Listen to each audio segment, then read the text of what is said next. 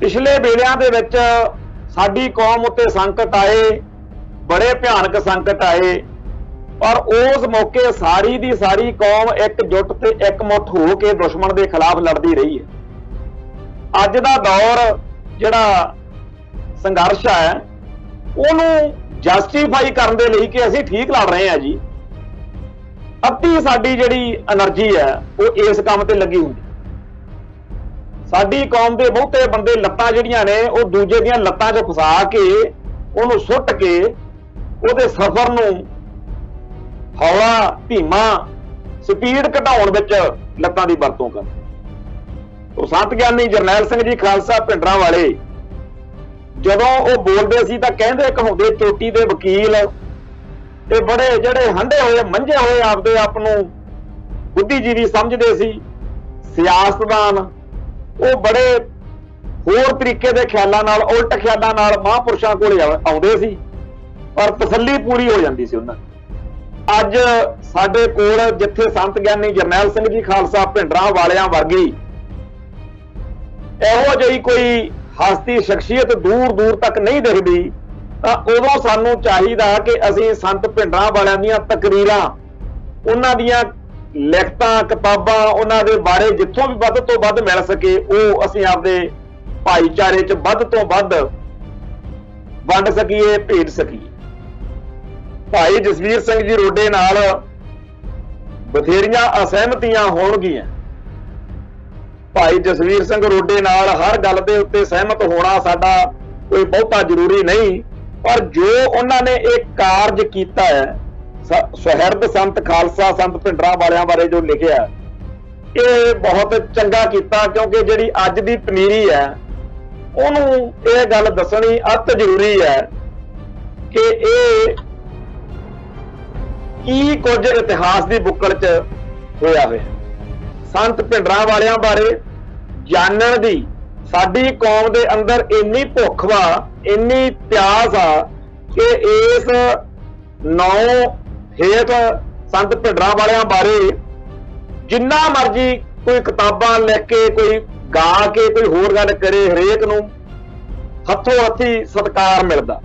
1978 तो 1984 तक साडी कौम दा दर्द, साडी कौम दा पक्ष रखण दे लई तां भिंडरां वाले संत मौजूद सीगे ही, नाल दी नाल साडे काज दी, साडे एजेंडे दी जिहड़ी वकालत करनी आ, एडवोकेसी करनी है, वो भी एक बहुत बड़ी घाल कमाई आ जिहड़ी महापुरुषां ने कीती है।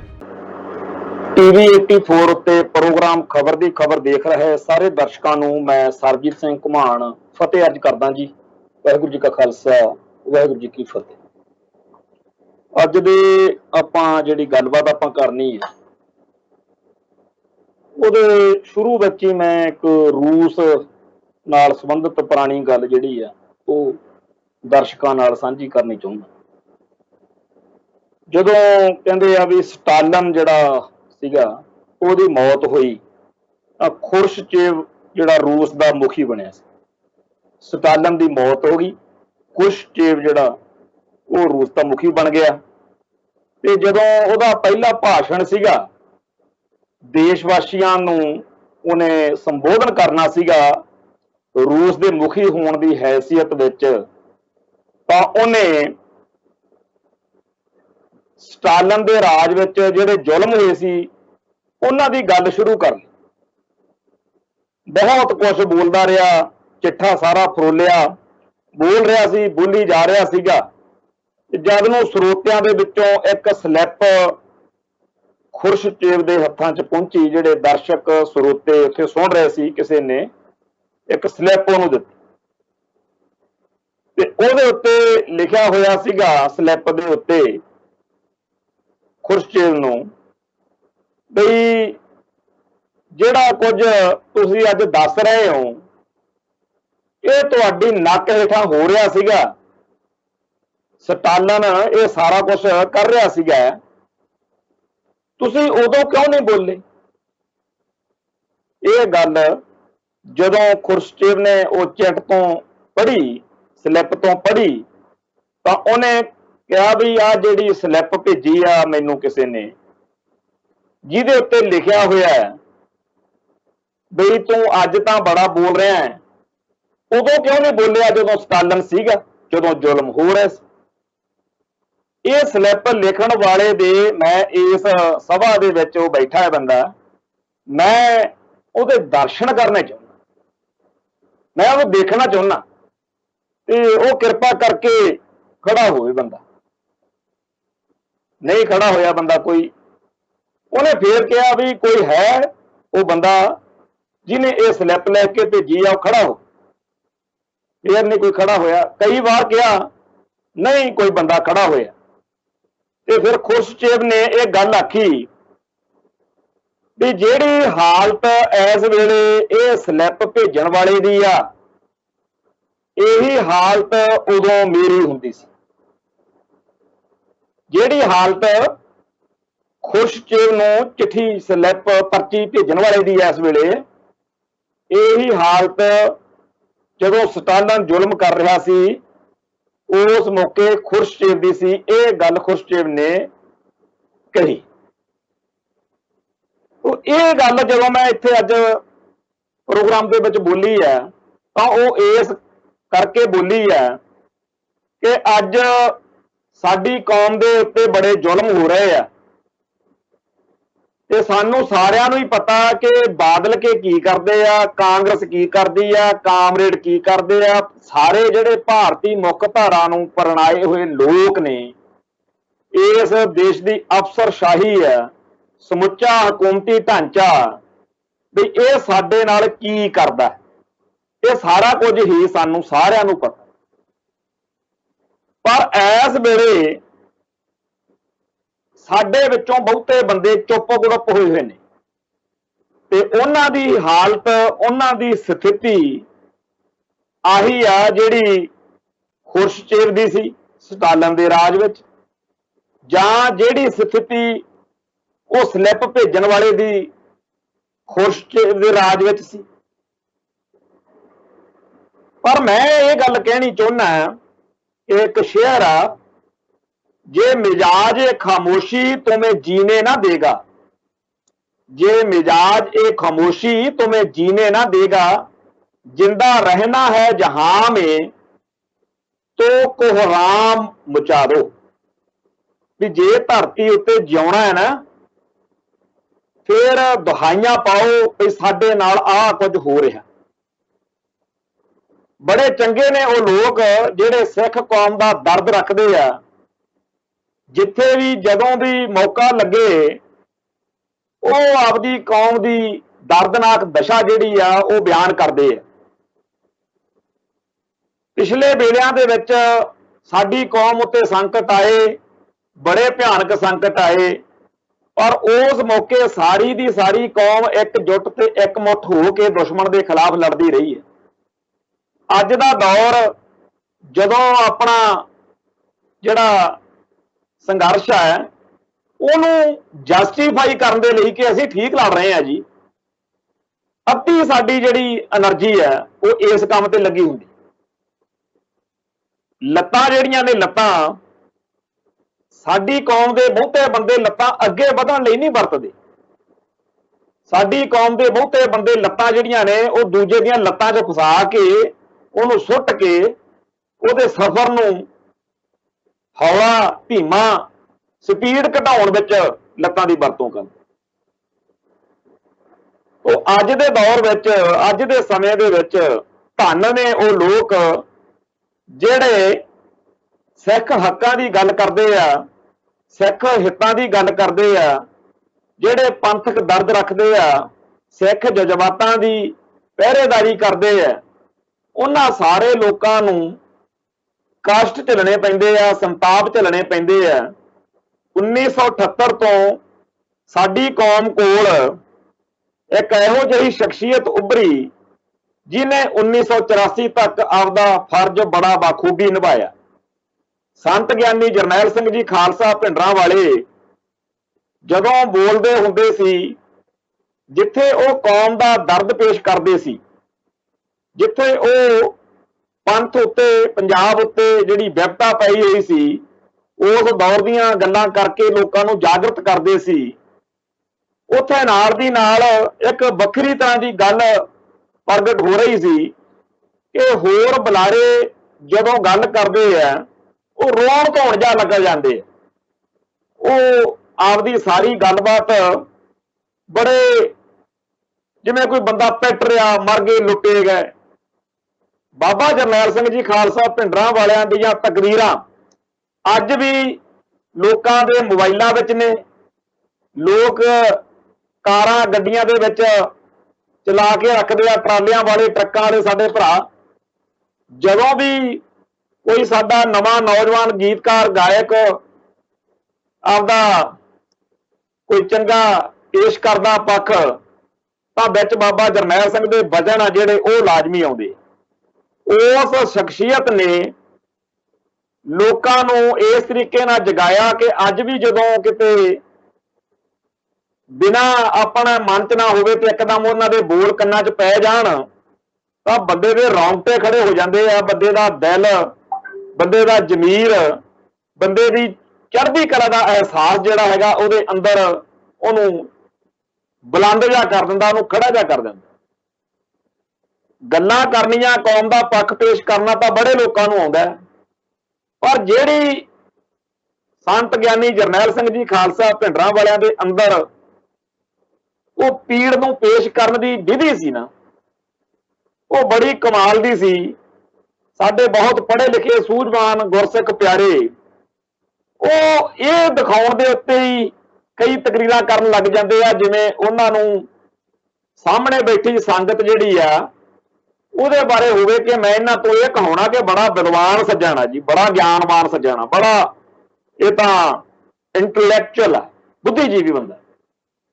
ਪਰ ਸੰਤ ਗਿਆਨੀ ਜਰਨੈਲ ਸਿੰਘ ਜੀ ਖਾਲਸਾ ਭਿੰਡਰਾਂ ਵਾਲੇ ਜਿਨ੍ਹਾਂ ਦਾ ਸਾਦਾ ਜਿਹਾ ਜੀਵਨ, ਤੁਸੀਂ ਉਹਨਾਂ ਦੀਆਂ ਬੇਤਹਾਸ਼ਾ ਫੋਟੋਆਂ ਸਾਰੇ ਆਪਾਂ ਜਾਣਦੇ ਆ ਹੈਗੀਆਂ, ਪਰ ਉਹਨਾਂ ਨੇ ਕਿਤੇ ਚਿਣ ਚਿਣ ਕੇ ਬੜੇ ਸੋਹਣੇ ਤਰੀਕੇ ਨਾਲ ਦਸਤਾਰ ਨਹੀਂ ਸਜਾਈ। ਜਿਹੜਾ ਉਹਨਾਂ ਦਾ ਸਿਰ ਦਾ ਸਾਫਾ ਪਰਨਾ ਦਸਤਾਰ ਹੁੰਦੀ ਸੀ ਉਹ ਸਿੱਧ ਪੱਧਰੀ ਜੀ ਲਵੇਟੀ ਹੁੰਦੀ ਸੀ। ਜਿਵੇਂ ਸਾਡੇ ਸਰਦਾਰ ਕਪੂਰ ਸਿੰਘ ਜੀ ਜਿਹੜੇ ਆ ਉਹ ਸਿੱਧ ਪੱਧਰੀ ਜੀ ਦਸਤਾਰ ਸਜਾਉਂਦੇ ਸੀ। ਇੱਕ ਵਾਰ ਕਿਸੇ ਨੇ ਕਹਿੰਦੇ ਕਿਹਾ ਕਿ ਤੁਹਾਡੀ ਦਸਤਾਰ ਜਿਹੜੀ ਆ ਉਹ ਜੇ ਤੁਸੀਂ ਜਿਵੇਂ ਚਿਣ ਚਿਣ ਕੇ ਸਜਾ ਲਿਆ ਕਰੋ, ਤਾਂ ਸਰਦਾਰ ਕਪੂਰ ਸਿੰਘ ਨੇ ਜਵਾਬ ਦਿੱਤਾ ਵੀ ਮੇਰੇ ਲੋਕਾਂ ਦੀ ਸਿੱਧ ਪੱਧਰੇ ਹੋਣ ਦੀ ਇਹਦੇ ਵਿੱਚੋਂ ਪ੍ਰਗਟਾਵਾ ਹੁੰਦਾ ਕਿ ਅਸੀਂ ਬਾਹਲੇ ਬਿੰਗ ਬਲਾਨਾਂ ਵਾਲੇ ਲੋਕ ਨਹੀਂ ਹੈਗੇ, ਉਹ ਮੇਰੀ ਇਹ ਕੌਮ ਦੇ ਸਵੇ ਮਾਣ ਦੀ ਨਿਸ਼ਾਨੀ। ਉਹ ਸੰਤ ਗਿਆਨੀ ਜਰਨੈਲ ਸਿੰਘ ਜੀ ਖਾਲਸਾ ਭਿੰਡਰਾਂ ਵਾਲੇ ਜਦੋਂ ਉਹ ਬੋਲਦੇ ਸੀ ਤਾਂ ਕਹਿੰਦੇ ਕਹਾਉਂਦੇ ਚੋਟੀ ਦੇ ਵਕੀਲ ਤੇ ਬੜੇ ਜਿਹੜੇ ਹੰਢੇ ਹੋਏ ਮੰਝੇ ਹੋਏ ਆਪਦੇ ਆਪ ਨੂੰ ਬੁੱਧੀਜੀਵੀ ਸਮਝਦੇ ਸੀ, ਸਿਆਸਤਦਾਨ ਉਹ ਬੜੇ ਹੋਰ ਤਰੀਕੇ ਦੇ ਖਿਆਲਾਂ ਨਾਲ, ਉਲਟ ਖਿਆਲਾਂ ਨਾਲ ਮਹਾਂਪੁਰਸ਼ਾਂ ਕੋਲ ਆਉਂਦੇ ਸੀ, ਪਰ ਤਸੱਲੀ ਪੂਰੀ ਹੋ ਜਾਂਦੀ ਸੀ, ਉਹਨਾਂ ਦੀ ਪੂਰੀ ਤਸੱਲੀ ਹੋ ਜਾਂਦੀ ਸੀ। ਜਦੋਂ ਪਹਿਲਾਂ ਕਾਮਰੇਡ ਜਿਹੜੇ ਸੀ ਉਹ ਛਾਏ ਸੀ ਸਾਰੀਆਂ ਯੂਨੀਵਰਸਿਟੀਆਂ ਦੇ ਵਿੱਚ, ਫੈਡਰੇਸ਼ਨ ਦੇ ਜਿਹੜੇ ਨੌਜਵਾਨ ਸੀਗੇ ਉਹਨਾਂ ਨੇ ਕਾਲਜਾਂ ਦੇ ਵਿੱਚ ਸਰਗਰਮੀਆਂ ਸ਼ੁਰੂ ਕੀਤੀਆਂ।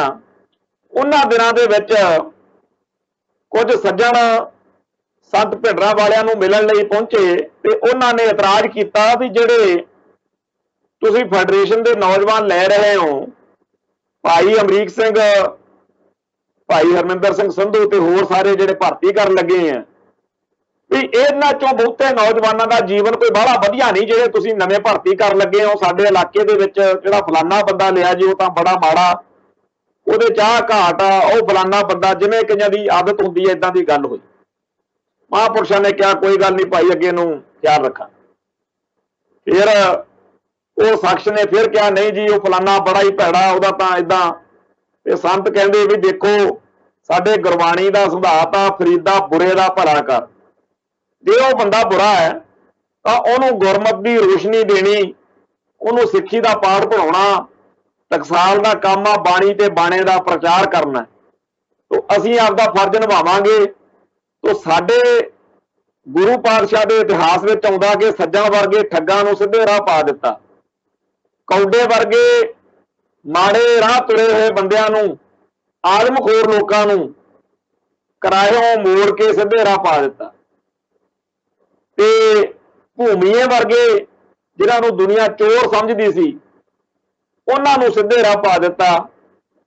ਤੇ ਜਿਹੜਾ ਭਾਈ ਬਿਧੀ ਚੰਦ ਸੀ, 6ਵੇਂ ਪਾਤਸ਼ਾਹ ਦੇ ਵੇਲੇ ਇਤਿਹਾਸ ਉਹਦਾ ਜਦੋਂ ਸਾਡੇ ਢਾਡੀ ਗਾਉਂਦੇ ਆ ਬਈ ਉਹਨੇ ਇਸ ਤਰੀਕੇ ਨਾਲ ਗੁਲਬਾਗ ਤੇ ਦਿਲਬਾਗ 2 ਘੋੜੇ ਸੀਗੇ, ਉਹ ਲੈ ਕੇ ਆਂਦੇ ਲਾਹੌਰ ਦੇ ਕਿਲੇ ਚੋਂ ਕੱਢ ਕੇ। ਹੁਣ ਚੋਰੀ ਕਰਨਾ ਤਾਂ ਮਾੜਾ ਚੱਜ ਹੈ, ਚੋਰੀ ਕਰਨਾ ਮਾੜਾ ਕੰਮ ਹੈ, ਪਰ ਸਾਡੇ ਢਾਡੀ ਜਿਹੜੇ ਨੇ ਉਹ ਭਾਈ ਬਿਧੀ ਚੰਦ ਦੀ ਇਹ ਜਿਹੜੀ ਕਾਰਵਾਈ ਆ ਇਹਦੇ ਕਿਸੇ ਗਾ ਕੇ ਸੰਗਤਾਂ ਨੂੰ ਨਿਹਾਲ ਕਰਦੇ ਆ। ਤੇ ਸਾਡੀਆਂ ਸੰਗਤਾਂ ਜਿਹੜੀਆਂ ਨੇ ਉਹ ਉੱਥੇ ਬਹਿ ਕੇ ਉਹਨਾਂ ਨੂੰ ਬਾਰ-ਬਾਰ ਸੁਣਨ ਨੂੰ ਜੀ ਕਰਦਾ, ਕਿਉਂਕਿ ਗੁਰੂ ਆਸ਼ੇ ਅਨੁਸਾਰ ਗੱਲ ਹੈ। ਉਹੀ ਚੋਰੀ ਉਹੀ ਗਲਤ ਕੰਮ ਜਦੋਂ ਪਹਿਲਾਂ ਭਾਈ ਬਿਧੀ ਚੰਦ ਕਰਦੇ ਹੋਣਗੇ ਉਦੋਂ ਉਹਨਾਂ ਨੂੰ ਦੁਰਾਚਾਰ ਲੱਗਦਾ ਸੀ, ਪਰ ਜਦੋਂ ਹੱਕ ਦੀ ਗੱਲ ਆਈ, ਕਿਉਂਕਿ ਗੁਰੂ ਦੀਆਂ ਸੰਗਤਾਂ ਨੇ ਗੁਰੂ ਪਾਤਸ਼ਾਹ ਲਈ ਉਹ 2 ਘੋੜੇ ਜਿਹੜੇ ਆ ਕਾਬਲ ਤੋਂ ਲਿਆਂਦੇ ਸੀ ਤੇ ਲਾਹੌਰ ਦੇ ਹਾਕਮ ਨੇ ਖੋਹੇ, ਤੇ ਗੁਰੂ ਦੀ ਚੀਜ਼ ਗੁਰੂ ਕੋਲੇ ਉੱਪਰਦੀ ਕਰਨ ਦੇ ਲਈ ਜੋ ਇਤਿਹਾਸਕ ਪ੍ਰਸੰਗ ਸਿਰਜਿਆ ਉਹਦੇ 'ਚ ਭਾਈ ਬਿਧੀ ਚੰਦ ਜਿਹੜਾ ਉਹ ਇੱਕ ਸਾਨੂੰ ਨਾਇਕ ਦੇ ਰੂਪ 'ਚ ਮਿਲਦਾ। ਸੋ ਜਿਹੜੇ ਮਾੜੇ ਗਲਤ ਕਿਰਦਾਰ ਵਾਲੇ ਜਾਂ ਜਿਨ੍ਹਾਂ ਦੇ ਜੀਵਨ ਵਿੱਚ ਅਨੈਤਿਕਤਾ ਹੈ ਉਹਨਾਂ ਨੂੰ ਨੇੜੇ ਲਾ ਕੇ ਉਹਨਾਂ ਦੇ ਅੰਦਰ ਗੁਰਸਿੱਖੀ ਦੀ ਮਹਿਕ ਪੈਦਾ ਕਰਨੀ, ਉਹਨਾਂ ਨੂੰ ਸਮਾਜ ਦੇ ਪੱਖ ਵਿੱਚ ਲੈ ਕੇ ਆਉਣਾ। ਭਾਈ ਇਹ ਤਾਂ ਸਾਡਾ ਧਰਮ ਦਾ ਸਾਡੇ ਪੰਥ ਦਾ ਕਾਰਜ ਹੈ। ਸੋ ਤੁਸੀਂ ਦੱਸ ਦਿੱਤਾ ਚੰਗੀ ਗੱਲ ਆ ਕਿ ਬੰਦੇ ਠੀਕ ਨਹੀਂ, ਪਰ ਹੁਣ ਅਸੀਂ ਉਹਨਾਂ ਸਾਰਿਆਂ ਦੇ ਉੱਤੇ ਜਿਹੜੇ ਤੁਸੀਂ ਨਾਂ ਲਏ ਆ ਮਿਹਨਤ ਕਰਾਂਗੇ ਕਿ ਉਹ ਮਨੁੱਖਤਾ ਦੇ ਕੰਮ ਆਉਣ। ਮੈਂ ਅੱਜ ਉਹਨਾਂ ਸੱਜਣਾ ਦੇ ਨਾਂ ਤਾਂ ਨਹੀਂ ਜ਼ਾਹਿਰ ਕਰਨਾ ਚਾਹੁੰਦਾ, ਪਰ ਕਈ ਵਾਰ ਜਦੋਂ ਪੁਰਾਣੇ ਸਿੰਘ ਸਾਡੇ ਆਪ ਜੀ ਗੱਲਬਾਤ ਕਰਦੇ ਆ ਤਾਂ ਉਹਨਾਂ ਦੀ ਇੰਨੀ ਇੱਜ਼ਤ ਨਾਲ ਇੰਨੇ ਸਤਿਕਾਰ ਦੇ ਨਾਲ ਸੰਘਰਸ਼ ਵਾਲੇ ਭਰਾ ਗੱਲ ਕਰਨਗੇ ਕਿ ਕਿਸੇ ਵੇਲੇ ਇਹਨਾਂ ਦੇ ਜੀਵਨ ਦੇ ਵਿੱਚ ਬੜੀਆਂ ਘਾਟਾਂ ਸੀਗੀਆਂ, ਪਰ ਸੰਤ ਗਿਆਨੀ ਜਰਨੈਲ ਸਿੰਘ ਜੀ ਖਾਲਸਾ ਭਿੰਡਰਾਂ ਵਾਲਿਆਂ ਦੇ ਅਸਰ ਹੇਠ ਇਹ ਪੰਥ ਦੀ ਕੌਮ ਦੀ ਸੇਵਾ ਕਰਨ ਦੇ ਲਾਇਕ ਬਣ ਗਏ। ਤੋ ਅੱਜ ਜਿਹੜਾ ਸਮਾਂ ਹੈ, ਅੱਜ ਜਿਹੜਾ ਵੇਲਾ, ਉਹਦੇ ਵਿੱਚ ਬੜੀ ਭਾਰੀ ਲੋੜ ਆ, ਜਿੱਥੋਂ ਜਦੋਂ ਕਿ ਸਾਡੇ ਜੀਵਨ ਦੇ ਹਰ ਖੇਤਰ ਵਿੱਚ ਨੈਗੇਟਿਵਿਟੀ ਨਾਬਾਚਕਤਾ ਵੱਧ ਰਹੀ ਆ। ਤੇ ਅੱਜ ਸਾਡੇ ਕੋਲ ਜਿੱਥੇ ਸੰਤ ਗਿਆਨੀ ਜਰਨੈਲ ਸਿੰਘ ਜੀ ਖਾਲਸਾ ਭਿੰਡਰਾਂ ਵਾਲਿਆਂ ਵਰਗੀ ਇਹੋ ਜਿਹੀ ਕੋਈ ਹਸਤੀ ਸ਼ਖਸੀਅਤ ਦੂਰ ਦੂਰ ਤੱਕ ਨਹੀਂ ਦਿਖਦੀ, ਤਾਂ ਉਦੋਂ ਸਾਨੂੰ ਚਾਹੀਦਾ ਕਿ ਅਸੀਂ ਸੰਤ ਭਿੰਡਰਾਂ ਵਾਲਿਆਂ ਦੀਆਂ ਤਕਰੀਰਾਂ, ਉਹਨਾਂ ਦੀਆਂ ਲਿਖਤਾਂ, ਕਿਤਾਬਾਂ, ਉਹਨਾਂ ਦੇ ਬਾਰੇ ਜਿੱਥੋਂ ਵੀ ਵੱਧ ਤੋਂ ਵੱਧ ਮਿਲ ਸਕੇ ਉਹ ਅਸੀਂ ਆਪਦੇ ਭਾਈਚਾਰੇ 'ਚ ਵੱਧ ਤੋਂ ਵੱਧ ਵੰਡ ਸਕੀਏ, ਭੇਜ ਸਕੀਏ। ਸੰਤ ਗਿਆਨੀ ਜਰਨੈਲ ਸਿੰਘ ਜੀ ਖਾਲਸਾ ਭਿੰਡਰਾਂ ਵਾਲਿਆਂ ਦੇ ਬਾਰੇ ਇੱਕ ਕਿਤਾਬ ਜਿਹੜੀ ਆ ਪਿਛਲੇ ਦਿਨਾਂ ਦੇ ਵਿੱਚ ਸੁਹਿਰਦ ਸੰਤ ਖਾਲਸਾ ਉਹਨਾਂ ਦੇ ਭਤੀਜੇ ਭਾਈ ਜਸਵੀਰ ਸਿੰਘ ਖਾਲਸਾ ਨੇ ਲਿਖੀ ਹੈ। ਔਰ ਮੈਂ ਇਹ ਗੱਲ ਸਪਸ਼ਟ ਤੌਰ ਤੇ ਕਹਾਂ ਕਿ ਜਦੋਂ ਇਹ ਕਿਤਾਬ ਦੇ ਬਾਰੇ ਪਹਿਲੇ ਦਿਨ ਮੈਂ ਪੋਸਟ ਕੀਤਾ ਤਾਂ ਮੈਨੂੰ ਵੀ ਕਈ ਭਰਾਵਾਂ ਨੇ ਕਿਹਾ ਕਿ ਥੋੜਾ ਜਿਹਾ ਸੁਚੇਤ ਹੋ ਕੇ ਕਿਤਾਬ ਦਾ ਪਹਿਲਾਂ ਅਧਿਐਨ ਕਰ ਲੈਂਦੇ। ਪੜ੍ਹੀ, ਪਿਛਲੇ ਸਾਲ ਤੋਂ 2 ਵਾਰ ਦਾ ਬੜੇ ਸੁਚੱਜੇ ਤਰੀਕੇ ਨਾਲ ਅਧਿਐਨ ਕੀਤਾ, ਪੜ੍ਹਿਆ। ਕਿਤਾਬਾਂ ਇਸ ਤੋਂ ਪਹਿਲਾਂ ਹੋਰ ਵੀ ਬਹੁਤ ਸਾਰੀਆਂ ਮਹਾਂਪੁਰਸ਼ਾਂ ਬਾਰੇ ਨੇ, ਪਰ ਇਹਦੇ ਵਿੱਚ ਸੰਤ ਭਿੰਡਰਾਂ ਵਾਲਿਆਂ ਦੇ ਬਾਰੇ ਬੜਾ ਨਿੱਕੀਆਂ ਵੱਡੀਆਂ ਘਟਨਾਵਾਂ ਦਾ ਜਿਹੜਾ ਬਿਉਰਾ, 9 ਬੰਦਿਆਂ ਦੇ ਘਟਨਾਵਾਂ ਦੇ ਬਾਰੇ, ਜਗ੍ਹਾਵਾਂ ਦੇ ਬਾਰੇ ਬੜਾ ਸਿੰਥੈਟਿਕ ਤਰੀਕੇ ਨਾਲ ਲਿਖਿਆ ਗਿਆ। ਭਾਈ ਜਸਵੀਰ ਸਿੰਘ ਜੀ ਰੋਡੇ ਨਾਲ ਬਥੇਰੀਆਂ ਅਸਹਿਮਤੀਆਂ ਹੋਣਗੀਆਂ। ਭਾਈ ਜਸਵੀਰ ਸਿੰਘ ਰੋਡੇ ਨਾਲ ਹਰ ਗੱਲ ਦੇ ਉੱਤੇ ਸਹਿਮਤ ਹੋਣਾ ਸਾਡਾ ਕੋਈ ਬਹੁਤਾ ਜ਼ਰੂਰੀ ਨਹੀਂ, ਪਰ ਜੋ ਉਹਨਾਂ ਨੇ ਇਹ ਕਾਰਜ ਕੀਤਾ ਹੈ, ਸੁਹਿਰਦ ਸੰਤ ਖਾਲਸਾ ਸੰਤ ਭਿੰਡਰਾਂ ਵਾਲਿਆਂ ਬਾਰੇ ਜੋ ਲਿਖਿਆ, ਇਹ ਬਹੁਤ ਚੰਗਾ ਕੀਤਾ। ਕਿਉਂਕਿ ਜਿਹੜੀ ਅੱਜ ਦੀ ਪਨੀਰੀ ਹੈ ਉਹਨੂੰ ਇਹ ਗੱਲ ਦੱਸਣੀ ਅਤ ਜ਼ਰੂਰੀ ਹੈ ਕਿ ਇਹ ਕੀ ਕੁਝ ਇਤਿਹਾਸ ਦੀ ਬੁੱਕਲ 'ਚ ਹੋਇਆ ਹੋਇਆ।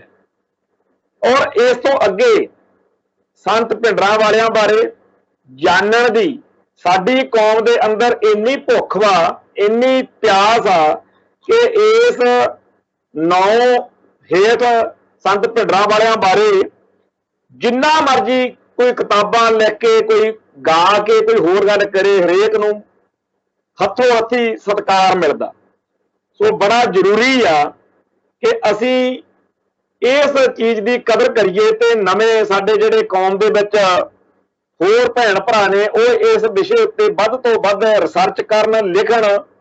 जिवें कि उन्हां दे जन्म दिहाड़े बारे एक समस्या आ गई सी कि फरवरी च क्यों मनाउंदे आ जदों कि जून महीने का जन्म दिहाड़ा, वो सारियां गल्लां भी स्पष्ट होईयां। मेरा अज दा इह जिहड़ा विशा ਉਹ ਇਹ है कि साडी कौम नूं चंगे एडवोकेट्स की बड़ी भारी लोड़ है।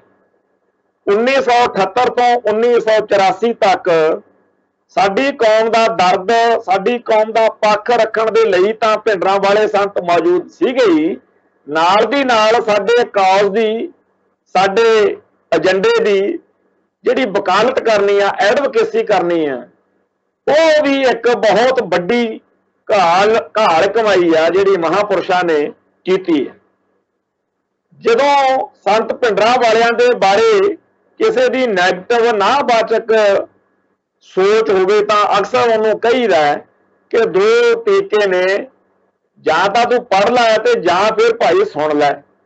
संत भिंडरां वालियां दियां धर्म युद्ध मोर्चे दौरान जिन्नियां तकरीरां कीतियां होईयां ने, वो पढ़ ला जां सुन ला, तैनूं सोझी आ जाएगी कि संत भिंडरां वाले असल विच की सी, किवें सी, ते उन्हां ने किहड़े वेले किहड़ी गल किवें कही।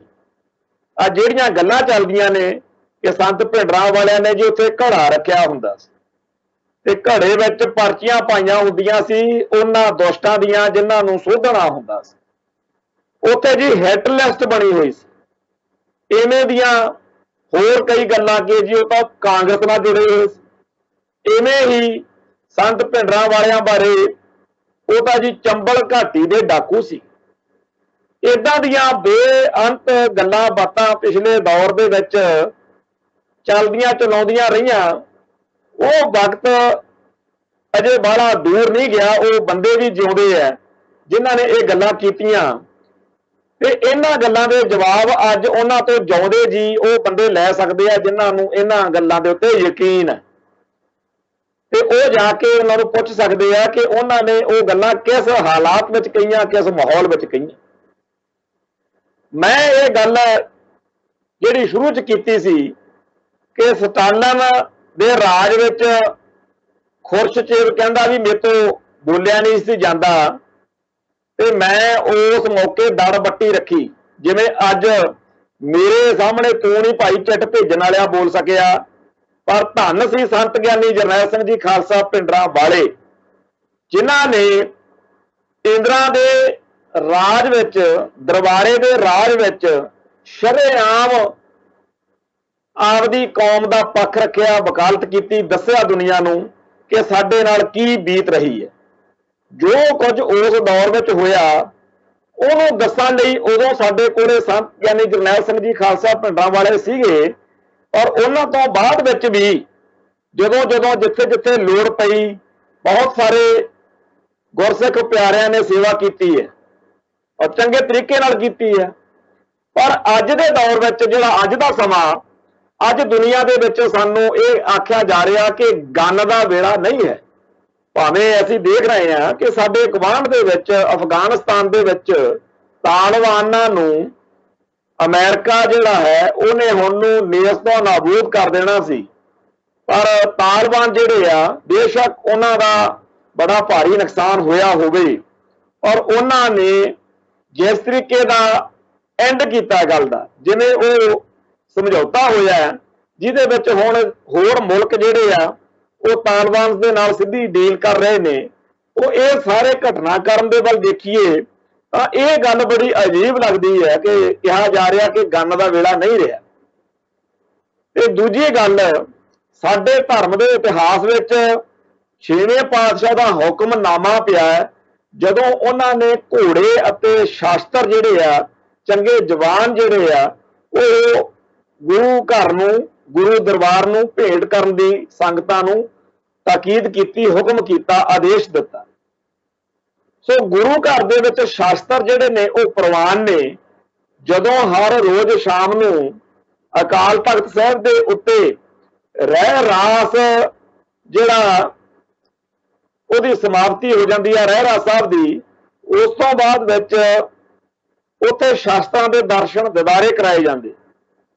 ਜਦੋਂ ਉੱਥੇ ਸ਼ਾਸਤਰਾਂ ਦੇ ਦਰਸ਼ਨ ਦਿਦਾਰੇ ਕਰਾਏ ਜਾਂਦੇ ਆ, ਵਿੱਚ ਯੋਧਿਆਂ ਦੀਆਂ ਸ੍ਰੀ ਸਾਹਿਬਾਂ, ਕਿਰਪਾਨਾਂ ਤੇ ਹੋਰ ਅਸਲੇ ਦੇ ਨਾਲ ਪਿਸਤੌਲਾਂ, ਬੰਦੂਕਾਂ ਦੀ ਗੱਲ ਵੀ ਆਉਂਦੀ।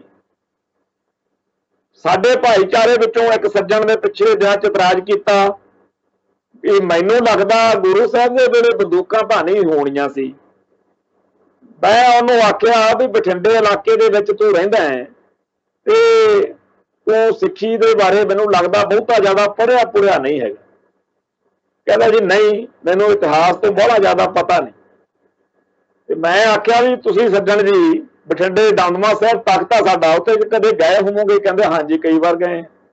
ਮੈਂ ਆਖਿਆ ਉੱਥੇ ਬਾਬਾ ਵੀਰ ਸਿੰਘ ਤੇ ਬਾਬਾ ਧੀਰ ਸਿੰਘ ਦਾ ਯਾਦ 'ਚ ਗੁਰਦੁਆਰਾ ਸਾਹਿਬ ਬਣਿਆ ਹੋਇਆ, ਉਹਦਾ ਕੀ ਇਤਿਹਾਸ ਆ? ਮਾੜਾ ਮੋਟਾ ਚੇਤਾ? ਕਹਿੰਦਾ ਜੀ ਇੱਕਦਮ ਨਹੀਂ ਚੇਤੇ ਆ ਰਿਹਾ। ਕਈ ਬੰਦੇ ਵਿਚਾਰੇ ਇਸ ਤਰੀਕੇ ਦਾ ਵੀ ਹੁੰਦੇ। ਤੇ ਮੈਂ ਉਹਨੂੰ ਇਹ ਚੇਤੇ ਕਰਾਇਆ ਕਿ ਜਦੋਂ ਭਾਈ ਡੱਲੇ ਵਾਲੀ ਬੰਦੂਕ ਦੀ ਪਰਖ ਵਾਲੀ, ਉਹ ਫਿਰ ਉਹਨੂੰ ਸਾਰਾ ਇੱਕ ਸਕਿੰਟ 'ਚ ਚੇਤੇ ਆ ਗਈ ਗੱਲ, ਕਿਉਂਕਿ ਕਈ ਵਾਰੀ ਵਿਸਰੀ ਹੁੰਦੀ ਆ। ਉਹ ਕਹਿੰਦਾ ਹਾਂ ਹੁਣ ਮੈਨੂੰ ਚੇਤੇ ਆ ਗਿਆ, ਇਹਦਾ ਮਤਲਬ ਗੁਰੂ ਪਾਤਸ਼ਾਹ ਵੇਲੇ ਬੰਦੂਕਾਂ ਆ ਚੁੱਕੀਆਂ ਸੀ। ਤੋਂ ਇਹ ਗੱਲ ਕਿ ਸਾਡੇ ਕਈ ਬੰਦੇ ਕਹਿ ਦਿੰਦੇ ਆ ਕਿ ਨਹੀਂ ਜੀ ਗੁਰੂ ਸਾਹਿਬਾਨ ਨੇ ਕਿਰਪਾਨਾਂ ਬਾਰੇ ਕਿਹਾ ਹੋਣਾ, ਨੇਜਾਂ ਜਾਂ ਪੁਰਾਤਨ ਜਿਹੜੇ ਰਵਾਇਤੀ ਸ਼ਾਸਤਰ ਨੇ ਵੀ ਆਹ ਜਿਹੜੇ ਅਸਲੇ ਦੇ ਵਿੱਚ ਆਉਂਦੇ ਆ ਬੰਦੂਕਾਂ, ਕਿਰਪਾਨਾਂ ਤੇ ਪਿਸਤੌਲਾਂ ਦੀ ਗੱਲ, ਤਾਂ ਉੱਥੇ ਜਦੋਂ ਅਕਾਲ ਤਖਤ ਸਾਹਿਬ ਤੋਂ ਰੋਜ਼ ਦਰਸ਼ਨ ਦਿਦਾਰੇ ਕਰਾਏ ਜਾਂਦੇ ਆ, ਪੁਰਾਣੇ ਸਾਡੇ ਗੁਰੂ ਪਾਤਸ਼ਾਹ ਵੇਲੇ ਤੋਂ ਲੈ ਕੇ ਹੁਣ ਤੱਕ ਜਿਹੜੇ ਯੋਧੇ ਹੋਏ ਆ ਉਹਨਾਂ ਦੇ ਅਸਲੇ ਦੇ ਸ਼ਸਤਰਾਂ ਦੇ ਅਸਤਰਾਂ ਦੇ, ਤਾਂ ਫਿਰ ਉਸ ਗੱਲ ਦੇ ਵਿੱਚ ਸਾਡੀ ਨਵੀਂ ਪਨੀਰੀ ਨੂੰ ਪਤਾ ਲੱਗਦਾ ਹੈ ਕਿ ਸਾਡੇ ਸਿਧਾਂਤ ਵਿੱਚ ਇਹ ਗੱਲਾਂ ਸੀਗੀਆਂ ਤੇ ਸਾਨੂੰ ਅੱਜ ਦੇ ਸਮੇਂ ਦੇ ਵਿੱਚ ਮੱਤਾਂ ਦਿੱਤੀਆਂ ਜਾ ਰਹੀਆਂ ਨੇ ਬਈ ਜੀ ਅੰਦਰ ਅਸਲਾ ਕਿਵੇਂ ਚਲੇ ਗਿਆ, ਆਹ ਕਿਵੇਂ ਹੋ ਗਿਆ, ਇੰਜ ਕਿਵੇਂ ਹੋ ਸਕਦਾ। ਹੁਣ ਗੁਰੂ ਆਸ਼ੇ ਅਨੁਸਾਰ, ਗੁਰੂ ਸਾਹਿਬ ਦੇ ਹੁਕਮ ਅਨੁਸਾਰ ਤਾਂ ਸਿੱਖ ਜਿਹੜਾ ਹੈ ਉਹ ਪਾਤਸ਼ਾਹ ਕਹਿੰਦੇ ਆ ਵੀ ਬਿਨਾਂ ਹਥਿਆਰਾਂ ਤੋਂ, ਬਿਨਾਂ ਕੇਸਾਂ ਤੋਂ ਮੇਰੇ ਮੱਥੇ ਨਾ ਲੱਗੀ, ਵੀ ਮੈਨੂੰ ਜੇ ਮਿਲਣਾ, ਮੇਰੇ ਸਾਹਮਣੇ ਜੇ ਆਉਣਾ, ਤੇਰੇ ਕੇਸ ਹੋਣੇ ਚਾਹੀਦੇ ਆ ਤੇ ਸ਼ਾਸਤਰ ਹੋਣੇ ਚਾਹੀਦੇ। ਹੁਣ ਗੁਰੂ ਪਾਤਸ਼ਾਹ ਦਾ ਹੁਕਮ ਤਾਂ ਇਹ ਆ, ਪਰ ਜਿਹੜੇ ਸਿੱਖੀ ਤੋਂ ਕੋਰੇ ਨੇ ਜਾਂ ਸਿੱਖੀ ਦੇ ਵਿਰੋਧੀ ਨੇ ਉਹ ਕਹਿੰਦੇ ਆ ਕਿ ਭਾਈ ਤੁਸੀਂ ਅਸਤਰ ਸ਼ਾਸਤਰ ਨਹੀਂ ਰੱਖ ਸਕਦੇ। ਹੁਣ ਗੁਰੂ ਪਾਤਸ਼ਾਹ ਦੀ ਮੰਨੀਏ ਕਿ ਇਹਨਾਂ ਸਿੱਖੀ ਦੇ ਘੋਰ ਵਿਰੋਧੀਆਂ ਦੀ ਮੰਨੀਏ, ਇਹ ਸਿੱਖਾਂ ਨੇ ਦੇਖ ਲੈਣਾ। ਜਿਹੜੀ ਗੱਲ ਅਸੀਂ ਕਰ ਰਹੇ ਹਾਂ ਅੱਜ ਉਹ ਇਹ ਹੈ ਕਿ ਸਾਡੇ ਕੌਮ ਦੇ ਵਿੱਚ 1984 ਤੋਂ ਬਾਅਦ ਵੀ ਬਹੁਤ ਸਾਰੀਆਂ ਇਹੋ ਜਿਹੀਆਂ ਸ਼ਖਸੀਅਤਾਂ ਉੱਭਰੀਆਂ ਜਿਨ੍ਹਾਂ ਨੇ ਵੇਲੇ ਵੇਲੇ ਦੇ ਉੱਤੇ ਕੌਮ ਦਾ ਪੱਖ ਰੱਖਿਆ। ਪਰ ਅੱਜ ਦੇ ਦੌਰ ਦੇ ਵਿੱਚ ਜਿਹੜੀ ਸਾਰੇ ਸੰਸਾਰ ਦੇ ਵਿੱਚ ਸਾਡਾ ਭਾਈਚਾਰਾ ਖਿੰਡ ਗਿਆ, ਸਾਨੂੰ ਇਹੋ ਜਿਹੇ ਲੋਕਾਂ ਦੀ ਲੋੜ ਭਾਸ ਰਹੀ ਆ ਜਿਹੜੇ ਚਾਹੇ ਕਿਸੇ ਵੀ ਮੁਲਕ ਵਿੱਚ ਵਸਦੇ ਹੋਣ ਪਰ ਉਹ ਚੰਗੇ ਸੁਚੱਜੇ ਤਰੀਕੇ ਨਾਲ ਕੌਮ ਦਾ ਪੱਖ ਪੇਸ਼ ਕਰ ਸਕਦੇ ਹੋਣ। ਖਾਸ ਤੌਰ ਦੇ ਉੱਤੇ ਜੋ ਭਾਰਤ ਵਿੱਚ ਮਨੁੱਖੀ ਹੱਕਾਂ ਦਾ ਘਾਣ ਹੋ ਰਿਹਾ, ਜਿਸ ਤਰੀਕੇ ਦੇ ਨਾਲ ਸਿੱਖਾਂ ਦੀ ਹੋਂਦ ਹਸਤੀ ਨੂੰ ਮਿਟਾਇਆ ਜਾ ਰਿਹਾ, ਸਿੱਖਾਂ ਦੀ ਬੋਲੀ ਜਿਹੜੀ ਆ ਉਹ ਖਤਮ ਕੀਤੀ ਜਾ ਰਹੀ ਆ ਤੇ ਪੰਜਾਬ ਦੀ ਧਰਤੀ ਤੇ ਇਹੋ ਜਿਹਾ ਮਾਹੌਲ ਬਣਾਇਆ ਜਾ ਰਿਹਾ ਕਿ ਹਰੇਕ ਬੰਦਾ ਇਹਨੂੰ ਛੱਡ ਕੇ ਭੱਜ ਜਾਵੇ। ਇਹ ਸਾਰੇ ਕਾਸੇ ਨੂੰ ਕਹਿਣ ਲਈ, ਇਹ ਸਾਰੇ ਕਾਸੇ ਦੇ ਬਾਰੇ ਦੁਨੀਆ ਨੂੰ ਦੱਸਣ ਲਈ ਕਿ ਕਿਵੇਂ ਸਮਾਜਿਕ ਤੌਰ ਤੇ, ਆਰਥਿਕ ਤੌਰ ਤੇ, ਰਾਜਨੀਤਿਕ ਤੌਰ ਤੇ, ਸੱਭਿਆਚਾਰਕ ਤੌਰ ਤੇ ਤੇ ਹੋਰ ਹਰ ਢੰਗ ਤਰੀਕੇ ਨਾਲ ਜਿਵੇਂ ਕੌਮਾਂ ਨੂੰ ਖਤਮ ਕਰੀਦਾ, ਸਾਡੇ ਨਾਲ ਕੀ ਬੀਤ ਰਹੀ ਹੈ।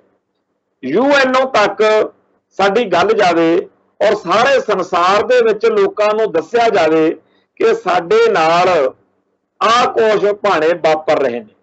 1978 ਤੋਂ 84 ਤੱਕ ਮਹਾਂਪੁਰਸ਼ਾਂ ਨੇ ਆਪਦੇ ਫਰਜ਼ ਨਿਭਾ ਦਿੱਤੇ ਤੇ ਉਸ ਤੋਂ ਬਾਅਦ ਵਿੱਚ ਵੀ ਵੇਲੇ ਵੇਲੇ ਉੱਤੇ ਸ਼ਖਸੀਅਤਾਂ ਸਾਹਮਣੇ ਆਉਂਦੀਆਂ ਰਹੀਆਂ ਤੇ ਆਪਦੇ ਫਰਜ਼ ਨਿਭਾਉਂਦੀਆਂ ਰਹੀਆਂ।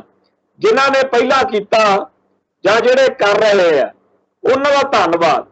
ਪਰ ਅੱਜ ਦੇ ਦੌਰ ਦੇ ਵਿੱਚ ਬਹੁਤ ਭਾਰੀ ਲੋੜ ਹੈ कि ਜਿਹੜਾ ਬੰਦਾ ਆਸਟ੍ਰੇਲੀਆ 'ਚ ਵੱਸਦਾ ਉਹ ਉੱਥੋਂ ਦੇ ਲੋਕਾਂ ਨੂੰ ਉੱਥੋਂ ਦੀ ਬੋਲੀ ਵਿੱਚ ਰੇਡੀਓ ਪ੍ਰੋਗਰਾਮ ਸ਼ੁਰੂ ਕਰਕੇ ਉੱਥੇ ਦੱਸ ਸਕੇ ਕਿ ਸਾਡੇ ਨਾਲ ਭਾਰਤ ਵਿੱਚ ਕੀ ਬੀਤ ਰਹੀ।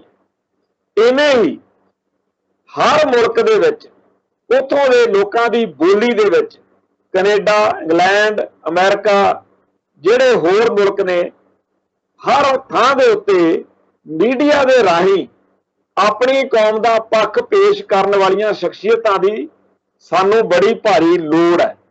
ਤੇ ਇਹ ਜਿਹੜਾ ਅੱਜ ਦਾ ਦੌਰ ਆ ਉਹਦੇ ਬਾਰੇ ਜਿਵੇਂ ਮੈਂ ਪਹਿਲਾਂ ਕਿਹਾ ਕਿ ਬੜਾ ਕਿਹਾ ਜਾ ਰਿਹਾ ਕਿ ਜੀ ਹੁਣ ਗੰਨ ਦਾ ਨਹੀਂ, ਗੱਲ ਦਾ ਦੌਰ ਆ ਵੀ ਗੰਨ ਨਾ ਚੱਕੋ, ਗੱਲ ਚੱਕੋ। ਠੀਕ ਆ ਭਾਈ, ਗੱਲ ਚੱਕਣ ਲਈ ਸਾਨੂੰ ਜਿਸ ਤਰੀਕੇ ਦੇ ਮਟੀਰੀਅਲ ਦੀ ਲੋੜ ਆ, ਜਿਸ ਤਰੀਕੇ ਦੇ ਬੋਲਣ ਲਈ ਸੰਗਤਾਂ ਨੂੰ, ਲੋਕਾਂ ਨੂੰ, ਦੂਜੀਆਂ ਕੌਮਾਂ ਦੇ ਲੋਕਾਂ ਨੂੰ ਦੱਸਣ ਲਈ ਉਹ ਲੋੜ ਆ, ਇਹਦੇ ਬਾਰੇ ਵੀ ਸਾਡੀ ਕੌਮ ਦੇ ਚਿੰਤਕਾਂ ਨੂੰ ਧਿਆਨ ਦੇਣਾ ਪਊ। ਜਦੋਂ ਕਈ ਵਾਰ ਸੱਜਣ ਪੁੱਛ ਲੈਂਦੇ ਆ ਤਾਂ ਮੈਂ ਕਹਿੰਦਾ ਹੁੰਦਾ ਕਿ ਸਰਦਾਰ ਗੁਰਦਰਸ਼ਨ ਸਿੰਘ ਢਿੱਲੋਂ ਨੇ ਇੱਕ ਵਾਈਟ ਪੇਪਰ ਦੇ ਰੂਪ ਦੇ ਵਿੱਚ ਕਿਤਾਬ ਜਿਹੜੀ ਆ ਇੰਗਲਿਸ਼ ਵਿੱਚ ਲਿਖੀ ਆ, ਇੰਡੀਆ ਕਮਿਟਸ ਸੁਸਾਈਡ, ਕਿ ਭਾਰਤ ਨੇ ਉਦੋਂ ਫਿਰ ਇੱਕ ਤਰੀਕੇ ਨਾਲ ਖੁਦਕੁਸ਼ੀ ਵਾਲੀ ਗੱਲ ਕਰ ਲਈ। ਤੇ ਉਹ ਜਿਹੜੀ ਕਿਤਾਬ ਆ ਉਹ ਬੜੀ ਉਮਦਾ ਕਿਤਾਬ ਆ, ਇੰਗਲਿਸ਼ ਵਿੱਚ ਆ। ਦੂਜਾ ਜਿਹੜਾ ਰਾਮ ਨਾਰਾਇਣ ਕੁਮਾਰ, ਉਹਨੇ 3 ਕਿਤਾਬਾਂ ਲਿਖੀਆਂ ਨੇ, ਖਾਸ ਤੌਰ ਦੇ ਉੱਤੇ ਜਿਹੜੀ ਉਹਦੀਆਂ ਪਹਿਲੀਆਂ ਕਿਤਾਬਾਂ ਨੇ ਉਹ ਦੋਨੇ ਕਿਤਾਬਾਂ ਬਹੁਤ ਹੀ ਜ਼ਿਆਦਾ ਜਿਹੜੀਆਂ ਜ਼ਰੂਰੀ ਨੇ, Sikh unrest and the Indian state. ਤੇ ਉਹਦੇ ਵਿੱਚ ਸਾਡੀ ਕੌਮ ਦਾ ਕੇਸ ਆ ਜਿਹੜਾ ਉਹ ਬੜੇ ਸੁਚੱਜੇ ਤਰੀਕੇ ਨਾਲ ਪੇਸ਼ ਕੀਤਾ ਗਿਆ। ਤੇ ਮੈਂ ਇਹ ਚਾਹੁੰਦਾ ਕਿ ਸਾਡੀ ਕੌਮ ਦੇ ਸਾਰੇ ਜਿਹੜੇ ਦੂਰ ਦਰਾਡੇ ਬੈਠੇ ਲੋਕ ਨੇ ਉਹਨਾਂ ਤੱਕਰ ਇਹ ਕਿਤਾਬਾਂ ਪਹੁੰਚਦੀਆਂ ਹੋਣ ਤੇ ਅੰਗਰੇਜ਼ੀ ਤੇ ਹੋਰਨਾਂ ਬੋਲੀਆਂ ਦੇ ਵਿੱਚ, ਜਿਵੇਂ ਹੁਣੇ ਜਿਹੜਾ ਨਾਮਵਰ ਪੱਤਰਕਾਰ ਜਗਤਾਰ ਸਿੰਘ ਦੀ ਕਿਤਾਬ ਜਿਹੜੀ ਆ ਉਹ ਆਈ ਆ ਰਿਵਰਸ ਔਨ ਫਾਇਰ, ਜਾਂ ਹੋਰ। ਮੈਂ ਇਹਦੇ ਵਿੱਚ ਇੱਕ ਗੱਲ ਹੋਰ ਐਡ ਕਰਨੀ ਚਾਹੁੰਦਾ ਕਿ ਕਿਤਾਬਾਂ ਤਾਂ ਬਹੁਤ ਆ ਗਈਆਂ, ਹੋਰ ਵੀ ਆ ਜਾਣਗੀਆਂ, ਪਰ ਸਾਨੂੰ ਇੱਕ ਸਾਂਝੇ ਰੂਪ ਦੇ ਵਿੱਚ ਸਾਡੀ ਕੌਮ ਦਾ ਕੇਸ ਕੀ ਆ, ਮਸਲਾ ਕੀ ਹੈ, ਇਸ ਗੱਲ ਨੂੰ ਲੈ ਕੇ ਕੋਈ ਇੱਕ ਚੰਗੀ ਜਿਹੜੀ ਡਾਕੂਮੈਂਟ ਹੋਵੇ ਉਹਦੀ ਲੋੜ ਆ, ਔਰ ਉਹ ਦੁਨੀਆ ਭਰ ਦੀਆਂ ਸਾਰੀਆਂ ਬੋਲੀਆਂ ਦੇ ਵਿੱਚ ਹੋਵੇ। ਸਾਡੀ ਕੌਮ ਨੂੰ ਇਸ ਪਾਸੇ ਧਿਆਨ ਦੇਣ ਦੀ ਲੋੜ ਆ। ਜਦੋਂ ਅਸੀਂ 6 ਜੂਨ, 29 ਅਪ੍ਰੈਲ, 31 ਅਗਸਤ, 31 ਅਕਤੂਬਰ ਤੇ 6 ਜਨਵਰੀ ਵਰਗੇ ਦਿਹਾੜੇ ਮਨਾਉਂਦੇ ਆ, ਉਦੋਂ ਸਾਡੀ ਕੌਮ ਦਾ ਜਿਹੜਾ ਨੌਜਵਾਨ ਵਰਗ ਹੈ ਉਹ ਹੁਣ ਸਵਾਲ ਕਰਦਾ, ਉਹਨੂੰ ਬਹੁਤ ਸਾਰੇ ਸ਼ੰਕੇ, ਬਹੁਤ ਸਾਰੇ ਖਦਸ਼ੇ ਜਿਹੜੇ ਆ ਉਹ ਵਿਰੋਧੀ ਪੱਖ ਦੇ ਕੋਲੋਂ ਉਹਦੇ ਦਿਮਾਗ ਦੇ ਵਿੱਚ ਪਾਏ ਜਾਂਦੇ। ਔਰ ਕੱਲਾ ਹਿੰਦੂ ਕੱਟੜਵਾਦ ਨਹੀਂ, ਕਾਮਰੇਡ ਭਾਈਚਾਰਾ ਜਿਹੜਾ ਉਹ ਵੀ ਪੂਰੀ ਮਿਹਨਤ ਕਰ ਰਿਹਾ ਕਿ ਸਿੱਖ ਬੱਚਿਆਂ ਦੇ ਮਨਾਂ ਦੇ ਵਿੱਚ ਜਿਹੜੀ ਸਿੱਖ ਸੰਘਰਸ਼ ਬਾਰੇ ਸੰਤ ਗਿਆਨੀ ਜਰਨੈਲ ਸਿੰਘ ਜੀ ਖਾਲਸਾ ਭਿੰਡਰਾਂਵਾਲੇ ਅਤੇ ਹੋਰ ਜੁਝਾਰੂਆਂ ਦੇ ਬਾਰੇ ਜਿਹੜੀ ਨਾਵਾਚਕ ਸਮੱਗਰੀ ਆ, ਮਸਾਲਾ ਆ, ਉਹ ਭਰਨਾ।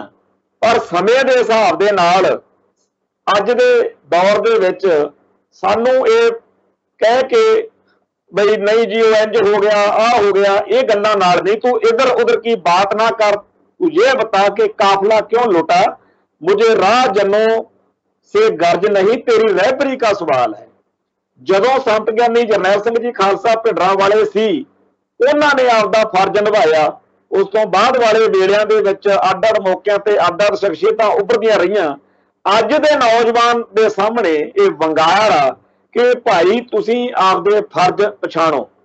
ਜਦੋਂ ਪੰਜਾਬ ਦਾ ਬੁੱਚੜ KPS ਗਿੱਲ ਕਿਤਾਬ ਲਿਖੀ ਸੀ ਉਦੋਂ ਕੁਝ ਸੱਜਣ ਜਿਹੜੇ ਵਿਰੋਧੀ ਵਿਚਾਰਾਂ ਦੇ ਹੁੰਦੇ ਆ ਉਹਨਾਂ ਨੇ ਇਹ ਗੱਲ ਉਛਾਲੀ, ਜਿਵੇਂ ਕਿਸੇ ਨੇ ਖੁਰਸ਼ਚੋਰ ਨੂੰ ਕਿਹਾ ਕਿ ਸਟਾਲਨ ਦੇ ਜਾਉਂਦੇ ਜੀ ਤਾਂ ਤੂੰ ਖੰਘਿਆ ਨਹੀਂ, ਤੇ ਉਹਨੇ ਕਹਿਤਾ ਭਾਈ ਜਿਵੇਂ ਤੂੰ ਨੇ ਹੁਣ ਖੰਘਦਾ ਉਦੋਂ ਮੈਂ ਨਹੀਂ ਸੀ ਖੰਘਦਾ। ਤੇ ਸਾਡੇ ਬਾਰੇ ਵੀ ਕੁਝ ਇਹ ਗੱਲ ਕਹੀ ਗਈ ਕਿ ਘੁਮਾਣ ਜੀ ਤੁਸੀਂ ਅੱਜ ਤਾਂ ਬੜੀਆਂ ਪੰਜਾਬ ਦਾ ਬੁੱਚੜ ਲਿਖਤਾ, ਉਦੋਂ ਤਾਂ ਤੁਸੀਂ ਬੋਲੇ ਨਾ, ਤੁਹਾਡੀ ਕੌਮ ਦੇ ਵਿੱਚੋਂ ਕੋਈ ਬੋਲਿਆ ਨਾ। ਤਾਂ ਮੈਨੂੰ ਉਹਦਾ ਜਵਾਬ ਜਿਹੜਾ ਸੱਜੇ ਸ਼ਬਦਾਂ 'ਚ ਫਿਰ ਦੇਣਾ ਪਿਆ ਕਿ ਭਾਈ ਜਦੋਂ ਉਹਨੇ ਸਾਡੀ ਕੌਮ ਦੇ ਖਿਲਾਫ ਐਡਾ ਵੱਡਾ ਜਿਹਾਦ ਛੇੜਿਆ ਹੋਇਆ ਸੀ, ਸਿੱਖਾਂ ਦੀ ਨਸਲਕੁਸ਼ੀ ਕਰ ਰਿਹਾ ਸੀ, ਐਨ ਉਸ ਮੌਕੇ ਅਕਾਲ ਫੈਡਰੇਸ਼ਨ ਦੇ ਆਗੂ ਸਿੱਖ ਸੰਘਰਸ਼ ਦੇ ਵਿੱਚ ਵਧੀਆ ਸੇਵਾ ਕਰਨ ਵਾਲੇ ਭਾਈ ਕੰਵਰ ਸਿੰਘ ਧਾਮੀ ਨੇ 1993 ਦੇ ਵਿੱਚ ਇੱਕ ਕਰਾਰਾ ਥੱਪੜ ਜਿਹੜਾ ਸੀਗਾ ਉਹ KPS ਗਿੱਲ ਦੇ ਮੂੰਹ ਤੇ ਮਾਰਿਆ ਸੀ। ਔਰ ਉਹ ਜਿਹੜੀਆਂ ਫੋਟੋਆਂ ਸੀ ਉਹ ਅੱਜ ਤੱਕ ਇੰਡੀਅਨ ਐਕਸਪ੍ਰੈਸ ਸਮੇਤ ਸਾਰੇ ਅਖਬਾਰਾਂ ਮੈਗਜ਼ੀਨਾਂ 'ਚ ਛਪਦੀਆਂ ਰਹੀਆਂ ਨੇ ਤੇ ਕੰਵਰ ਸਿੰਘ ਧਾਮੀ ਵੀ ਜਿਉਂਦੇ ਆ, ਉਹ ਪੱਤਰਕਾਰ ਭਾਈਚਾਰਾ ਵੀ ਸਾਰਾ ਜਿਉਂਦਾ ਜਾਗਦਾ ਤਸੱਲੀ ਕਰ ਸਕਦੇ ਆ। ਥੱਪੜ ਮਾਰਨਾ ਕੋਈ ਐਡੀ ਗੱਲ ਨਹੀਂ ਹੁੰਦੀ, ਪਰ ਉਹਦੇ ਵਿੱਚ ਇੱਕ ਇਤਿਹਾਸ ਪਿਆ। ਇਹ ਪੂਰੀ ਕੌਮ ਦਾ ਥੱਪੜ ਸੀ ਜਿਹੜਾ ਸਦੀਆਂ ਤੱਕ ਭਾਰਤੀ ਹਕੂਮਤ ਨੂੰ ਖਾਲਸਾਈ ਥੱਪੜ ਦੀ ਗੂੰਜ ਜਿਹੜੀ ਆ ਉਹ ਸੁਣਦੀ ਰਹੂ। ਦੂਸਰਾ, ਜਦੋਂ ਉਹ ਬਾਅਦ ਵਿੱਚ ਬੈਲਜੀਅਮ ਬਰਸਲਸ ਗਿਆ ਸੀ, ਉੱਥੇ ਭਾਈ ਹਰਵਿੰਦਰ ਸਿੰਘ ਭਤੇੜੀ ਉਹਨਾਂ ਨੇ ਆਪ ਦਾ ਫਰਜ਼ ਨਿਭਾਤਾ ਤੇ ਅੱਜ ਤੱਕ ਚਰਚਾ ਚੱਲਦੀ ਆ ਕਿ ਵਾਕਿਆ ਹੀ KPS ਗਿੱਲ ਜਿਹੜਾ ਹੈ ਉਹ ਥੱਪੜ ਦੇ ਲਾਇਕ ਸੀ ਤੇ ਵਾਕਿਆ ਹੀ ਉਹ ਪੱਗ ਦਸਤਾਰ ਬੰਨਣ ਦੇ ਲਾਇਕ ਨਹੀਂ ਸੀ। ਉਹਨੇ ਇਸ ਦਸਤਾਰ ਨੂੰ ਕਲੰਕਿਤ ਕੀਤਾ, ਜਿਹੜੀ ਗੁਰੂ ਪਾਤਸ਼ਾਹ ਦੀ ਬਖਸ਼ਿਸ਼ ਆ। ਇਹ ਤਾਂ ਸਰਬੱਤ ਦੇ ਭਲੇ ਲਈ ਮਨੁੱਖਤਾ ਦਾ ਦਰਦ ਰੱਖਣ ਵਾਲਿਆਂ ਦੀ ਨਿਸ਼ਾਨੀ ਹੈ। ਜਿਵੇਂ ਆਪਾਂ ਕਰੋਨਾ ਵਾਲੇ ਦੌਰ ਵਿੱਚ ਦੇਖਿਆ, ਜਾਂ ਭਾਈ ਰਵੀ ਸਿੰਘ ਦੇ ਖਾਲਸਾ ਏਡ ਕਰਕੇ ਗੱਲ ਚੱਲਦੀ ਆ ਕਿ ਜਦੋਂ ਪੱਗਾਂ ਦਾੜਿਆਂ ਵਾਲਿਆਂ ਨੂੰ ਦੇਖਦੇ ਆ, ਲੋੜਵੰਦ ਤੇ ਦੁਖੀ ਲੋਕ ਕਹਿੰਦੇ ਆ ਵੀ ਲੈ ਵੀ ਆ ਗਏ, ਇਹ ਬਚਾਉਣਗੇ। ਸੋ ਉਹਨੇ ਬੈਲਜੀਅਮ ਦੇ ਵਿੱਚ ਵੀ ਛਾਂਡਾ ਲਿਆ।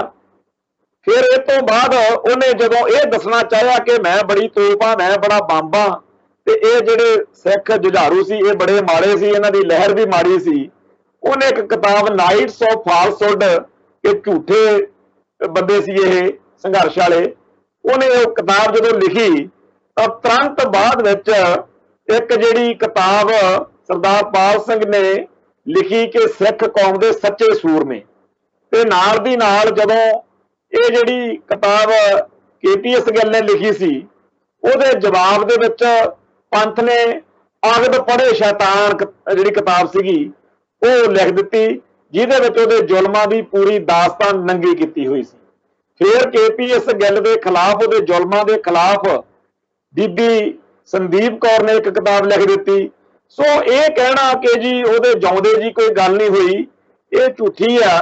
ਹਾਂ, ਮੈਂ ਲੇਟ ਜ਼ਰੂਰ ਹੋ ਗਿਆ ਹਾਂ, ਮੇਰੇ ਤੇ ਤੁਹਾਡਾ ਲੰਬਾ ਬਣਦਾ, ਪਰ ਮੈਂ ਇਹ ਗੱਲ ਦੱਸਣ ਦਾ ਭਾਵ ਤਾਂ ਇਹ ਹੈ ਕਿ ਸਾਡੀ ਕੌਮ ਦੇ ਵਿੱਚ ਫਾਈਟਰਾਂ ਨੇ, ਰਾਈਟਰਾਂ ਨੇ, ਜਾਂ ਹਰ ਇੱਕ ਬੰਦੇ ਨੇ ਆਪੋ ਆਪਦਾ ਫਰਜ਼ ਨਿਭਾਉਣਾ ਹੁੰਦਾ, ਨਿਭਾਇਆ।